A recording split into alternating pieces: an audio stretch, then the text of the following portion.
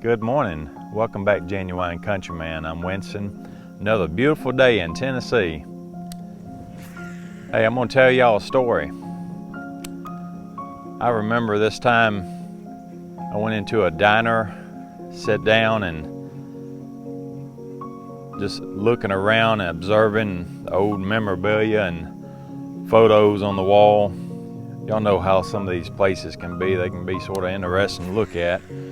And I was looking at my menu and just trying to figure out what I wanted to order. And I looked off to the corner and I saw this old man. He was probably in his late 80s, early 90s. And he just had this look of sheer disappointment and bitterness and hatred in his face. Even the way he would pick his coffee cup up and set it back down and look at the waitress, sort of showing just a impatience of maybe getting a refill on his coffee. But I just noticed he just had a lot of hatred built up. You can just tell it. Have y'all ever noticed that about someone? You know, they just look like they had a lot of hatred built up.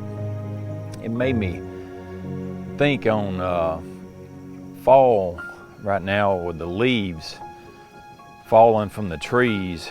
I mean, even the trees know when it's time to drop their leaves, so their branches may be ready to be healed for upcoming the next year in spring, so that they can make room for the new growth of leaves on the branches.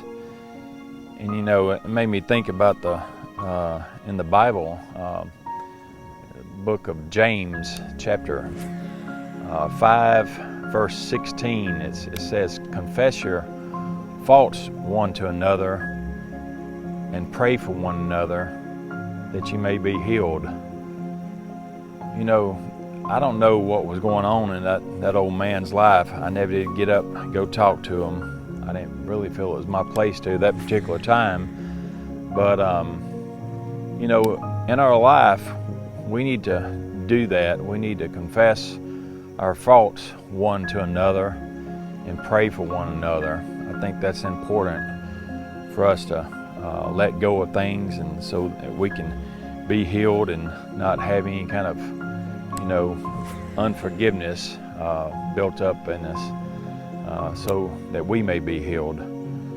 So I just want to give that word of encouragement out there to y'all to just drop those leaves like the trees does here in the fall. Hey, y'all remember, be kind and keep it genuine.